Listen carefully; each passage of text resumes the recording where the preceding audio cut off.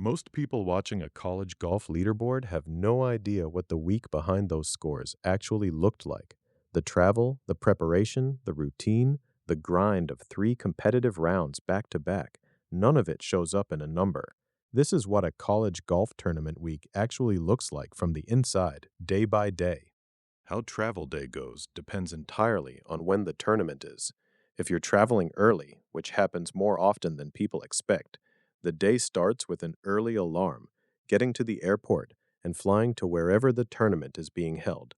Depending on the travel time and when you land, there might be a couple of hours of practice at the course when you arrive, or the team might just check into the hotel, get food, and decompress.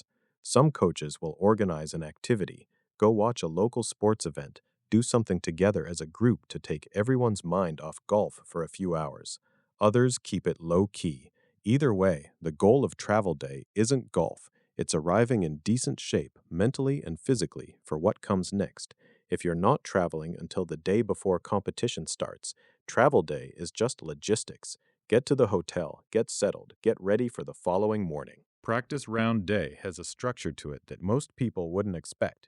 It doesn't start on the first tee. It starts with a body warm-up routine, the same kind of physical preparation you'd do before any other round. Then, depending on how the day is scheduled, some players will get a bit of their own practice in before heading out for the round itself. The practice round isn't played like a competitive round. You're not there to score. You're there to learn the course, walking off yardages, testing different angles into greens, hitting multiple balls from spots that matter, getting a real feel for how the course is set up and where the actual risks are. Experienced players use it well. Less experienced ones sometimes play it too casually or too aggressively and come off the course with less useful information than they went out with. After the round, most of the work goes into short game and putting. Green speeds and slopes are things you can't replicate at home, so the practice green gets serious attention. Whatever you feel like you need, but short game and green reading are almost always the priority. The afternoon after a practice round is where real tournament preparation gets done. For tournaments where the team travels 3 days out, there are 2 practice rounds. The first one is more relaxed, a quicker look at the course, getting a feel for it without too much intensity. The second practice round is where the real preparation kicks in, same structure as described above. The extra day takes a bit of the pressure off and lets players settle into the environment before things get serious. Competition day starts the same way every day. Get up, grab breakfast, warm the body up, then move into a golf-specific warm-up before heading to the first tee. The warm-up isn't about fixing things, it's about finding what you already have and building some confidence before you start. Players who try to overhaul something in the 45 minutes before a competitive round are usually making things worse.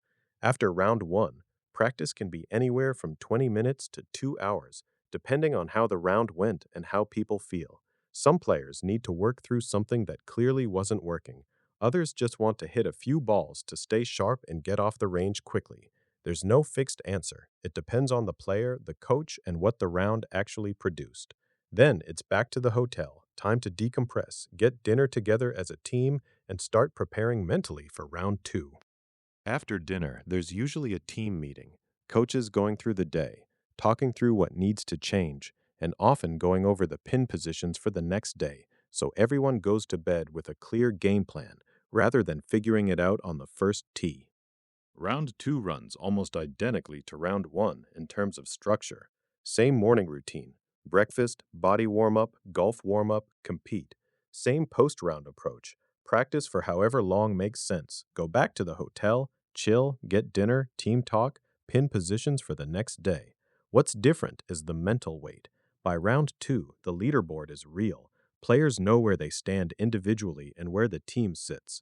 Managing that, whether you're in contention or trying to recover from a difficult first round, is a skill in itself, and the evening routine matters more than it sounds.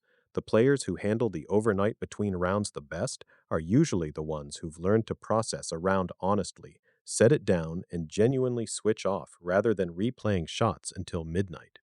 The final round usually has an earlier start time because most tournaments are structured so teams can travel home the same day. Same morning structure: breakfast, warm-up, compete, but there's an edge to it that isn't quite the same as rounds 1 and 2. It's the last chance to move on the leaderboard, and everyone in the field knows it. After the round, there's a team meeting. Bags get packed and travel starts. If the flight isn't until the next day, the team goes back to the hotel, and coaches sometimes plan something. Go watch a game, do something together as a group, take the edge off however the round went. If it's just a night in before flying the next morning, it's usually low-key. Pack, rest, get ready to travel home.